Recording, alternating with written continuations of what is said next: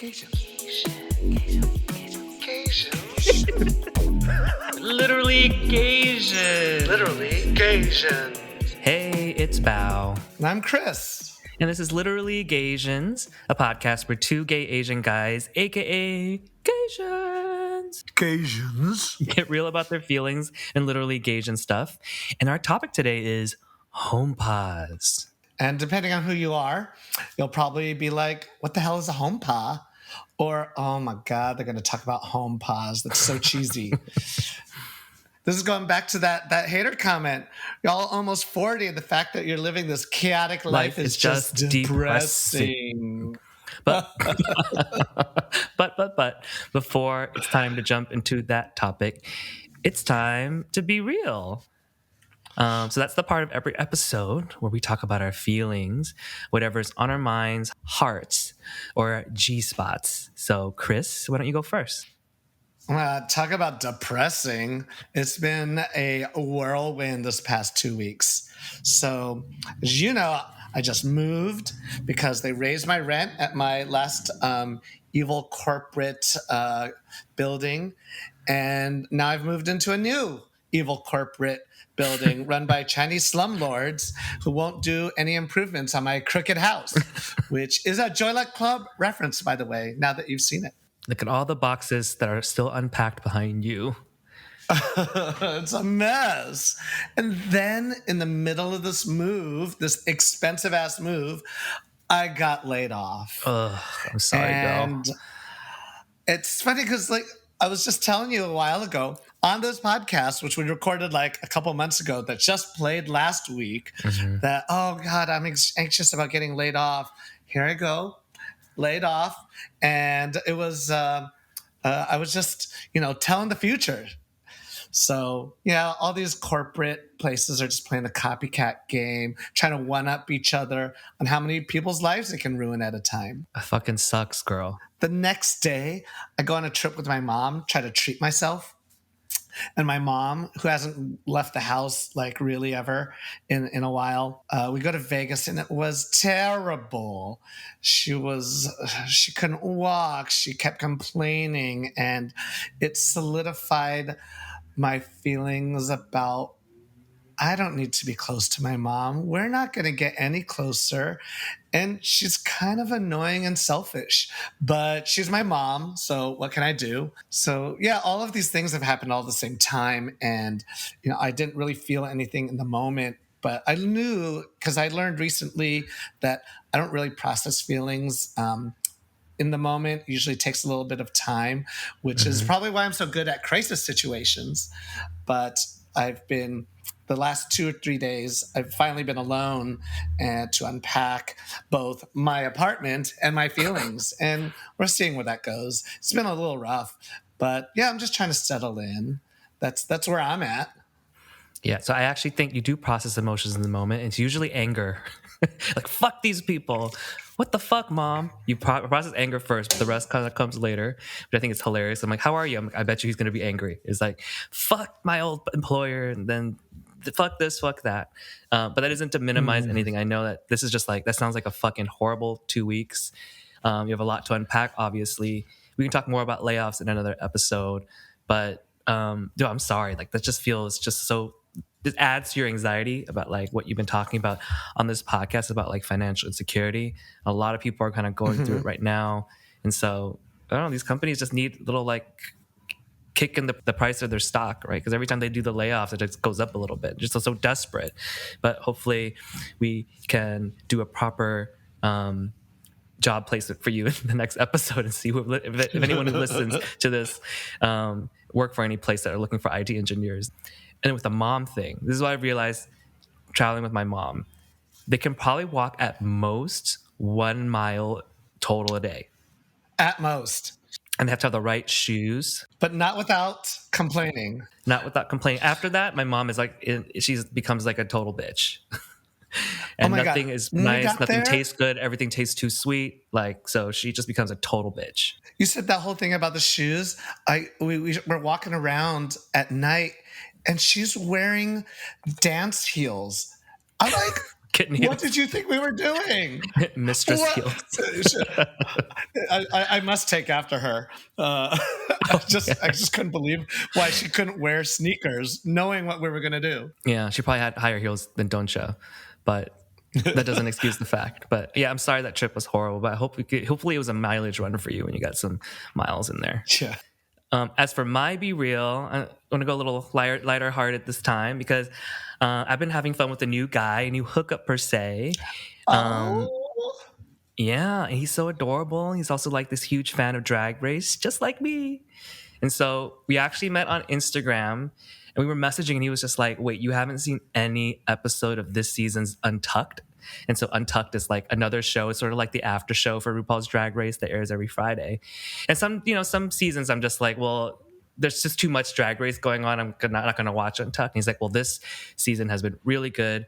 I have all the episodes. So why don't I come over and we can watch it?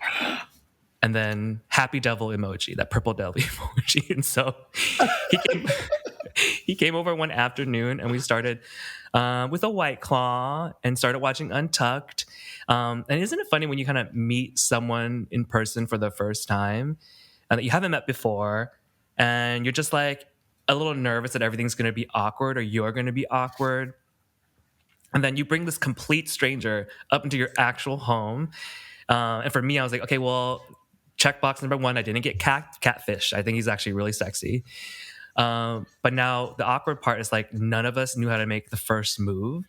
So I feel like it took like till episode 3 of Untucked for us to like lightly touch like knees,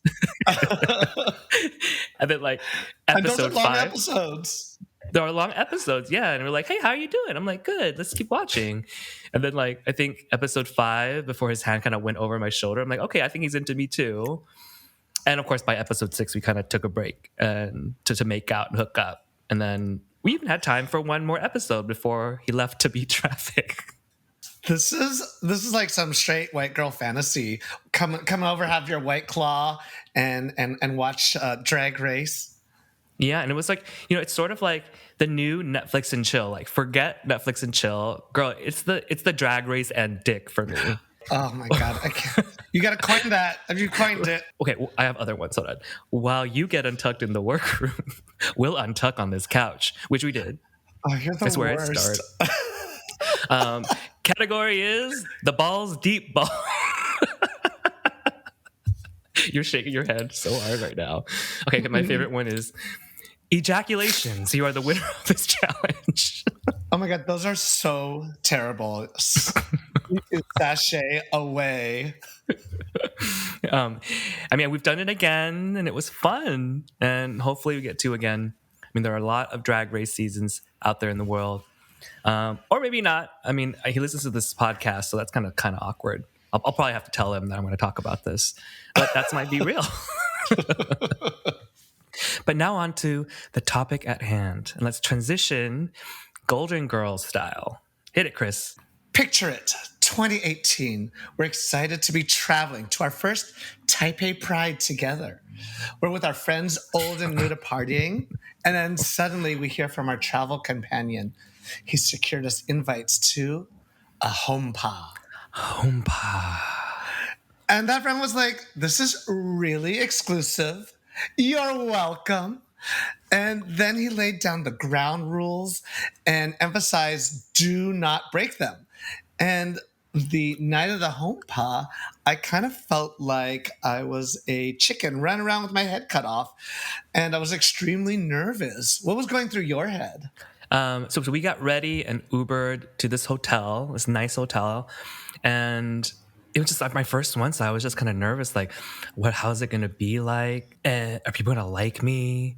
And so we were waiting nervously in that like nice hotel lobby for our friend to text the homepa hosts. And then like other groups of Gaysians started arriving in the lobby looking for the same homepa. And then I think after 10 minutes, like the host came down to let us up. And when the door opened to the hotel room, the lights were like all out and there were all these like flashing purple, green, blue, like homepa lights. Someone hands us a trash bag and says, this is for your clothes. Remember? This is for your clothes. Write your name on it and don't forget it.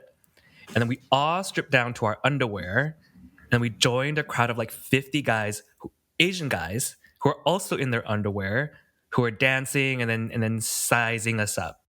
Rewind. Before we get to this, what is a homepa? Is it one or two words? Is it homepa? Homepar? Because we've heard different ways of saying it. Is it Mhm. short for home party, house party? So let's talk about what that is. Because even 5 years later, in 2023, 5 years after our first ever Hompa, we can't really seem to find a definition online of what a HomePod is. So nothing shows up on Reddit threads. I even tried asking ChatGPT, and it literally said, "I'm sorry, but I'm not familiar with the word HomePod," and that just goes to show you. ChatGPT, she doesn't know everything. It's not that scary yet. What exactly is a HomePod, Chris? How would you describe it? So like back in like the early 2010s, I had heard about them and I thought I understood them in theory, like what they were, short for house party. And they happen in hotels because, at that time, a lot of people were very closeted. And as they became popular, it was a safe haven for gay men in Asia to go to a party but not be seen in public for fear of being outed or arrested because music is being played very quietly. And Mm-hmm. it's not uncommon that someone starts shushing, every 5 minutes to keep it down so we don't get caught. And it makes me think about that time I went to Beijing and I was detained for a couple of hours just for existing at a gay establishment. And this was a public one. So I think that's Wait, why the home pot, yeah. you were in a gay bar? Um, I was in Beijing at a bathhouse, a gay bathhouse, Oh, and fuck. the it was in 2008 before the Olympics, and they were trying to clean up the city. And when they would say clean up, Mm. get rid of the gays. So I think that's why like these like underground establishments exist. Yeah, and it's pretty close to the only definition I can find online, which is on Urban Dictionary. And Urban Dictionary, some Asian guy in 2020 described it as a house party usually organized by LGBTQ community, although predominantly run by gay men, by recreating the gay nightclub atmosphere in their living rooms or in some cases, private hotel rooms. These parties may or may not include sexual activities. They could also function as a private after party after a night out at a club or a circuit party. And then over the years, the Homepas have come across the oceans and live a whole new life thrown by Asian Americans, which has a completely different vibe. It's less of an issue about secrecy, but more about having your own safe space. And they tend to be louder. I think I saw some people playing mahjong at a Homepa once, and they're What you did? humongous. Wow. Yeah. And what's become extremely popular are this giant home pot, which I've only heard of, that happens the Thursday night before EDC Las Vegas. Hmm. And it's like hundreds of people, invite only. And it's insane. It's very different, very different. Oh yeah, I'm on the event invite for that one. It sounds like it's going to be fun though. But what this definition in Urban Dictionary doesn't really define are all the unspoken rules. So let's cover Mhm. the rules because they're kind of actually pretty inconsistent and confusing. And what I think there are five main rules, but a lot of people will debate us on this. Chris, what's rule number one? Rule number one at the home pot, you have to be invited by the host. And there's usually a door bitch, and you can't just go with your friend that was invited. That's a huge no. You have to be invited. And sometimes they'll even give you a wristband to prove your invitation. And a door bitch is like the person who's letting people in. Like they're checking your Facebook to see that you were actually invited in the Facebook event or whatever event page it is, and that your friend can't just go with you. But if your friend wants to go with you, you have to clear that with the host, and that Mhm. and that your friend is clearing that with the host. You'll be sitting there on WhatsApp going back and forth, going, well, can my friend come? And it's like, well, show me their picture. Show me their Instagram. And those wristbands, like nothing gets some of these Gaysians to be a pick-me Gaysian more than trying to get those wristbands. Obviously, if you know the host and you're invited, that's easy. They also kind of leave these other wristbands for like cute guys they meet at the party, so they just hand them out. And so some people like spend like a month before going to these parties, like in Songkran and Bangkok or White Party Bangkok, like networking to get invited to a bunch so they have options. It's so pick me Gaysian, but some people actually, when they see the host handing them out, try to steal the wristbands. Oh my To steal gosh. a wristband. Nothing brings out like the pick me Gaysian behavior more than the people who are really, really fiending to go to these not And circuit there's parties, to these nothing that homepas. excites an Asian person more than exclusivity and newness. It's like like going to the latest Cruffin store and there's 50 people in line waiting for that thing that nobody else can get. Yes, to get that wristband just makes them so happy that they've achieved something, that all the networking was all worth it.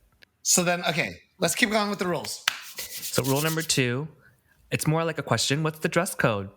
Underwear only. So that's why when we walked through that door in our first Homepa, someone handed us a big white trash bag and asked us to put our clothes in there. And it was something that the person who secured the invite for us warned us as one of the rules. Have nice underwear. Like, don't be showing up in no Kirkland like oversized underwear or your Food of the Loom. People are wearing some designer Homepa underwear there. My personal favorite Homepa underwear has pockets in them, so I can like put my phone and my drugs. And you can have other accessories like a harness. Obviously, some people have fans, but the dress code is underwear only. I've heard no shirts. Like some people, if you're feeling insecure about your body, this is not the place. Like no shirts. But I've seen some people be a little bit more flexible on this. But general rule, underwear only. What's rule number 3? Don't you? Rule number 3, don't come empty handed. Bring drugs, bring snacks, bring drinks, but don't bring alcohol. Unless you're in the US. Bring alcohol, but the goalpost is always moving, and that's what makes it so funny because one Homepa might be a very specific. Oh, everyone brings ketamine. Oh, but then another one. Oh, just bring water. You want to hydrate people, and you never know. You just hope for the best. And going shopping before the Homepa is just hilarious. Yeah, it's hilarious. Like if the host of the home party like super rich, sometimes you see a plate of like just designer drugs there, and I think you don't bring the alcohol because a lot of people will be doing G, so they're trying to avoid anyone like making a mistake. I do remember our first home pa. We had to stop at 3 a.m. by like a 7-Eleven to buy like melon juice or like Red Bull as mixers, but someone was like, "Do not bring alcohol." And the coolest thing was when we got there, they're like, where do we put it all? And it was at the W Hotel, and they had the bathtub, which had LED lights all around it. And it looked like a pool, a beautiful, colorful pool that had iced water. And you just put all your drinks in there, and everyone would just pick out of it. Like they were like growing out of the lake. It was such a nice touch. Well, on to rule number 4. Unless specifically specified by the vibe at the Homepa or in like the actual rules and like the invite, don't hook up there. That's a sex spot. Do not hook up. Don't hook up there if the vibe doesn't feel like it, because that's not a home paw, that's a sex paw. That's different. Sometimes you might be invited to a sex paw, which is, yes, you should douche or not douche if that's your thing before you go to the sex paw, because sex is definitely going to happen. But if it's a home paw and like you're feeling yourself and things are happening and getting a little frisky on the bed, sometimes you can see that host kind of like giving a little side eye because sex wasn't supposed to happen. But this is also kind of inconsistent because sometimes it's like it's a home paw and then I see a lot of like sex happen. So that's why I guys like, read the vibe and read the room or read the actual fine print. I've never even heard of the term sex spa, but it makes so much more sense. And but I believe it's always up to the host. It's host rules. And then if the host takes off their shirt, everyone takes off their shirt. If the host takes off their pants, everyone takes it off. If the host starts sucking dick, well, you know what comes next. the host gets fisted. It's up to you. Um, and I was invited to a Homepa a couple of weeks ago, and then in the message, someone was like, actually, the host was actually saying, just to be clear, this is not a sex pa. And so it was pretty clear in the fine print there. Okay. What's rule number 5, our last rule, Chris? It's the race ethnic exclusivity. Yeah. And you know, and it really depends on where you are. In the ones in Asia, like in Songkran in Bangkok, there's Vietnamese ones, Korean exclusive ones, Asian American ones, the international mixed race ones. And that's a lot like the first one that we went to. And it had people from all over the world. And it was really cool, but if you're going to one of these, it's really hard to get someone outside of these into them, especially if they aren't so-called hot. And it's, you know, problematic. It's problematic, but we're stating the facts. We didn't make these rules. Yeah, it's so problematic, and we can talk a little bit about it later because I think we both have complicated feelings on this one. But these are just 5 of the kind of the main rules that to us, because there's no definition of this anywhere online. I'm sure that doesn't cover it all. You listeners probably know some other rules, so let us know in the comments or in the DMs what those rules are because they're so inconsistent. I even heard someone tell me once that, if you're at a Hompa, you're in your underwear only. You can't sit on the couch and cover your stomach with a pillow. That is the most specific rule.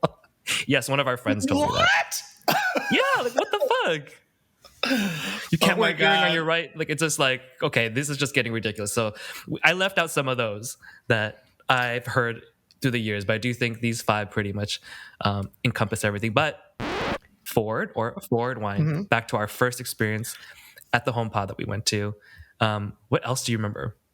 Oh my God. That first one, it's like the first of anything. I had a great time and I look back on it very fondly. I kept saying to all of you that I had never been in a room with so many hot Asian guys before. It was insane. It was insane. Just everywhere you looked. It's like in the corner, there's a guy falling out of the corner, just so hot. Just, in that room, you open the bathroom door, 4 hot guys just walk out. And what's strange is that they're relatively friendly. Like, yes. You're all in a safe space and you're all invited for the most part. And so people aren't like people weren't too like mean and stuff. But, that's like the whole thing wasn't without its incident. It's like when I thought I was going to be so cool. Everyone warned me it's an underwear party. So I thought I'm going to show up with my jockstrap. And I don't usually wear jock straps out. And I thought, yeah. I don't want to be the guy that's so insecure that I won't wear around my underwear. And I didn't understand why for the first half hour I was getting so many looks. And another attendee of the Homepa was talking to one of our friends. He's like, "Is that your friend over there?" It's like, yeah. It's too much. It's too much. I was like, what? I know, that's a different rule. What the hell is that? Looked around. Nobody was in jock straps except the 2 Americans, me and our other friend. And every time we sat down on the sofa, somebody would give us a look. We're like, oh, bare ass on everything. And these are the rules that we did not know. Yeah. But I've been to Homepas where people are definitely in jock straps. So yeah, I wasn't embarrassed, but it was pretty funny. And I look back on that with fond memories. Yeah, and to your point about like the hottest guys, at some point I walked into a room, I'm like, I felt like that whole room was filled with like the Chinese Olympic swimming team. Like that's how hot they were. Like, where did these tall 6-foot+ Asians come from? Why do they all have 8-packs? And they're talking to me? Like, what is this? I mean, talking to me poorly because they didn't know that much English. So, Well, and then that was really interesting because that particular one was all specifically Taiwanese men. We were especially invited that we were there. And that was, I don't know, both the hotness of it all and the problematic parts of it all. What's your fondest memory from like a home pa? Oh my God. That same weekend, that first weekend in Taipei, we showed up at the Sofitel, fancy hotel, Mm-hmm. and we were a group of probably like 6 to 8 people. And with all of the special invitations, and the door bitches, they only let up people, a few people at a time, because they're trying not to be like make a ruckus in front of the hotel security. So somebody comes down 10 minutes later, takes up 3 of us. And then another like 20, 30 minutes later, somebody comes down to get us. And I get up into the room, quickly take off my pants, put everything in a trash bag, hide it somewhere. And I'm start looking around. I went and it was a huge hotel room. I'm looking for you. And I walked to one room, bunch of hot guys, walk to another room. I'm like, where is everyone? Where are they, like in some like sealed off room having sex? I don't know. And then I text going, where are you guys? Like, we're here. I was like, so I keep looking. And it took another half hour for both of us to realize we got brought to 2 different home pas in the same hotel. I was I like, know. how were there 2 of them that neither of us knew about, but the different hosts just kept grabbing us and Yeah, bringing us to them, and they were unrelated to each other. they're unrelated to each other. I remember like I'm in the kitchen. It's like, are you in? I'm in the kitchen. And there's there another kitchen. I'm like, I'm pretty sure there's only one kitchen in this place.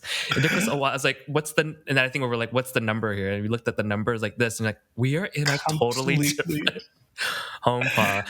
And another like great part about that one I remember is like once you guys joined us and we found each other, while one of our friends was taking off his clothes and putting his clothes in the white trash bag, he accidentally turns on the lights and everyone's like, oh, and then he freaked out. And this was my like, for some reason, like survival tactic reaction. I just moved away from him. And my friend's like, you fucking bitch. Your instinct was just to pretend you didn't know me Distance versus help yourself.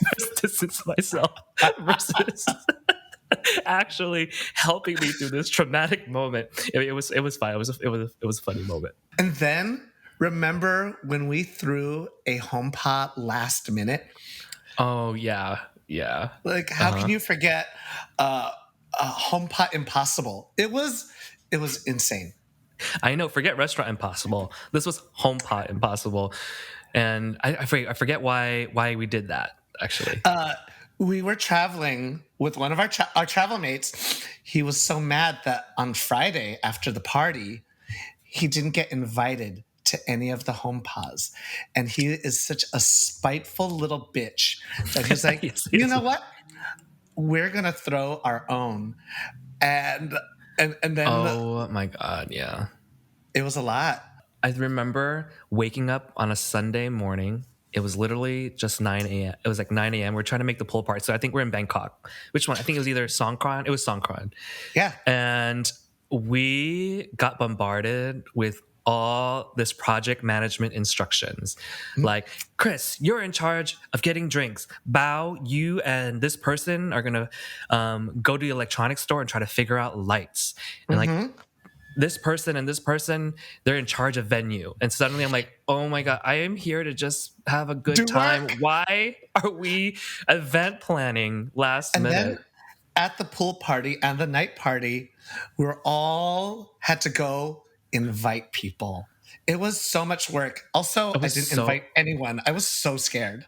I invited someone that didn't, I just invited whoever I was making out with. But I remember they were like, each person has to invite 2 to 3 people. I'm like, this is like a fraternity or some Uh, weird MLM. Like, it was too much. But we had a good time. Like, we call it Homepa Impossible because I didn't think we could do it, but we pulled off a pretty fun, smaller Homepa in the matter of 10 hours. and it was a good time, as exhausting as it was. You know, if I think about some fond memories from my Homepas, I just remember it's just like fun because it was like a first time ever experience. Not fun because I still feel that way, but our first one in Taipei Pride was our first time actually, like my first time partying in Asia. You have partied in Asia before. Taipei Mm-hmm. Pride was my first in 2018, and it was the time when my boyfriend and I had just started being open, and so to go to this Homepa and be able to talk to everyone without worrying about your boyfriend thinking something. It just felt liberating to flirt and make out. There were a lot of issues we did ignore because we were doing this open Mm-hmm. relationship, which I've talked about before. But in the moment, it felt kind of really fun and it was like a whole new world. Like, even three-way makeouts. Like, whoa, this is the first time we're doing that. But I think you have an opinion on three-way makeouts, though. Oh my God, they're just so awkward. It's the three-way makeouts. Like you don't know which, nobody's heads fit together. Yeah. It's just impossible, but everyone tries to do it. Even worse, the four-way makeout. Like just, Oh, that's too much. just, just Yeah, just switch pair it. off and that's it. You'll be fine. I know, and it's like Asia too. The guys in Asia make out differently. I'm not saying anything's better or worse, but it's a little bit more of like a like a peeking out the tongue, Pecking. like pecking turtle, like the turtle coming out of its shell, Oh kind of my kissing. God, So when you're yes. doing, yes, they don't do. I think the Americans are more like circular and like, but like a little bit more aggressive. I think the Asian makeout is more like just the tongue touching. Yeah. Oh, It always looks so weird, right? If you're in it, sometimes it can be hot. When you're not in a three-way makeout, like how like in some fountains with like the faces of people on the fountains facing out and the water comes out of the faces, it's sort of like it being turned outside in. And so it's like visually appealing to no one, but kind of fun to do. And I love doing it in front of you because I know you just hate it.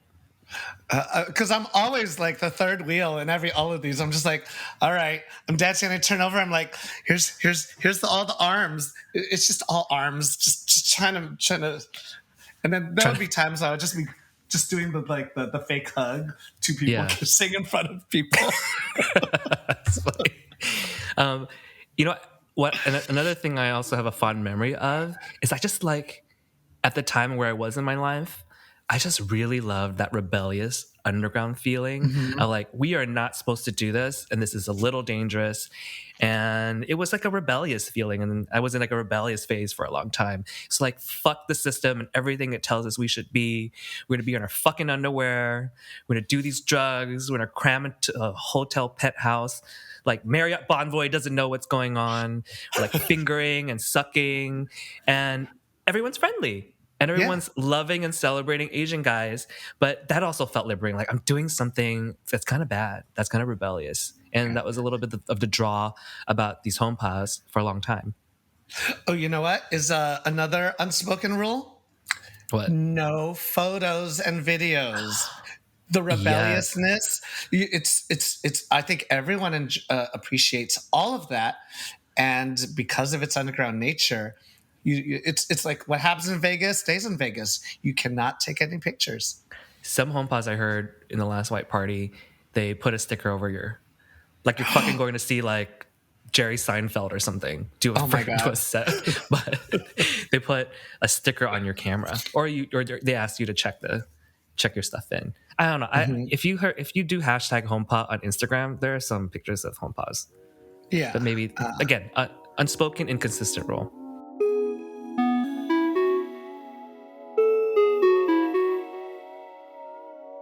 Switching gears a little bit, it wouldn't be this podcast if we didn't ask the opposite question, which is, what's a complicated feeling or some complicated memories you have about HomePods? I feel like from already what we've talked about, it's almost obvious. It's the exclusivity and the shallowness of them. Although I had a great time because it was also new to me, when you Mm-hmm. look back at it, or even in the moment, it was clearly that our friends that got me in, and I wasn't as Mm-hmm. popular as one could be, and it was kind of sad that so many men are relegated to an event like this that is so underground and drug fueled because they Mm-hmm. don't feel safe in public. Yeah. And when I say exclusive, it's like a whole different kind of racism, which I wasn't used to like here in the US. Mm-hmm. Like, in the US, we're lumped as Asian, where, so you go to an Asian event and stuff like that. And there, it's like I always said, oh, here's the Korean party, here's the Chinese party. And there was one party that we showed up to, and there was an acquaintance that showed up that doesn't present as Asian. Mm. And the hosts were really not happy about him being there. And I kind of, just like you did, I took a step away. I was like, oh, yeah, yeah, yeah. I'm trying to distance myself. But I don't feel bad about it now because I found out he likes Ronald Reagan. So fuck him. Yeah. And you know what? It's not just Asian. It's like a certain type of Asian presenting, like light Mhm. skinned, Yeah. good looking. I've experienced some kind of little paper cuts in these because I would go to, I think the first one or one in Songkran, someone's like, oh, what ethnicity are you? I'm like, I'm Vietnamese. They're like, you don't look Vietnamese. I'm like, I know exactly what you mean when you say that. And so it Hmm. is at some point, how is that different from like no fats, feminine Asians? Like this Hmm. own Hmm. version of that in Asia. And so, I do have a complicated feeling on the same vein as you on rule number 5, like this like race ethnicity thing, because on one hand, I do think it's important for like a marginalized community to have a space where people from these groups or their friends can feel safe and celebrate in this space and with just their friends so that the vibe isn't weird with a lot of strangers. And so to keep that group small and invite only so that they can have that space. I was like a door bitch for like a homepa my friends threw in 2019. So that was during White Party, and So so you so were the the, problem. well, my job was just to accept the guests downstairs, give them their wristbands, and bring them up to the room where the party was. My other friend was one of the hosts, the head door bitch, and verify and tell people whether they can come in or not. And some Gaysians walked up to this home pod, like I'm on the list, but this white guy did not. And most of the time, the white guy got turned away, which Wow. but I don't love. And the white guys seem to be like, hey, I'm in Bangkok. I know this is the how the rules are, and so they just kind of hugged, kissed their Asian friend, and the Asian friend's like, okay, well, bye. Yeah. I'm gonna go to Oh, this you know home what? I'm bar. happy he stayed in his lane. So, but I don't feel great about that. But what if then a black or a brown person or a trans and non-binary person walked up with somebody and they got turned away? I think I would feel different about that. Yeah. And that's a very US lens that we have, right? I mean, people in Asia will probably not feel that way, but I can't help it. I spent nearly 40 years being raised in the US, and this is kind of my point of view. Um, Again, I think people will bend the rules if like they're really hot or muscular in this like archetype. Hmm. Again, the Chinese Olympic swimming team. But also, what about other body types? I think they're going to look at someone who has a different body type and just like be no. Um, and I think about this a lot because went to a home pal a couple of weeks ago in LA, and sure, it was mostly Asians, but I saw black and brown folks there, trans and non-binary folks there, and seeing that and seeing how everyone was just cool with it, it's just making me think it doesn't really have to be this other way. It can actually Yeah. start being a little bit more inclusive. So at the same time, like, well, these things could be more inclusive, but what if it was like a homepas were for the trans community? I feel like they would want to keep it kind of very specific to their community to keep it safe Hmm. too. So I'm kind of like, that's my complicated feeling. I don't believe one way or the other, but there are kind of like there's ways that I hope that in general these homepas can be more inclusive. Yeah, and I think that's where like the U.S. ones are very different. Mm-hmm. It's all the kids that partied in Asia and bring their own version with their American lens and all the things that they or we want out of a home pa, and it's fascinating to see how much they've transformed over the last like 5-10 years from super underground to like they're almost becoming like the main event.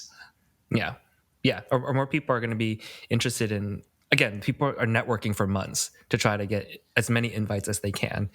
And another kind of complicated feeling I think we share is like another unspoken rule, which is Mhm. don't overdose and don't die. You got to go there. I mean, I've seen people at these parties have way too much, and usually it's way too much G. Because when you're in a K-hole, you're just gonna sit there and not like hurt anybody.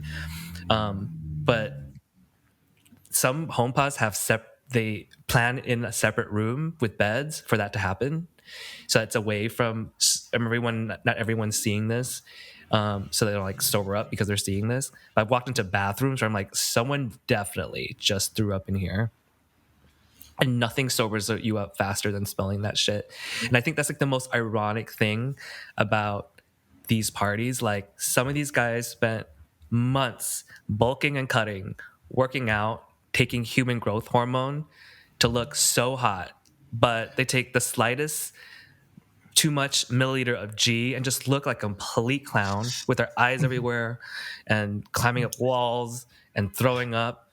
It's like every muscle in their face just gave up. And then you can see where the fillers are, like, because those muscles are moving. But on a more serious note on this topic, at White Party, someone died at a hompa the first night. Oh my God. How fucking tragic is that? It's sad. Like, someone traveled all the way to Asia just to have a good time, and it turned the other direction. I feel for that guy. I feel for like the friends who found him, the friends who had to call and tell his parents, the friends who had to talk to the host, but then also talk to the authorities. It just made me feel so fucking sad. And it kind of relates to this like fond memory, my fond memory of like this feeling of like being just in a dangerous place and it being rebellious and underground. I don't feel as strongly anymore about that. Yeah. Especially after hearing that story.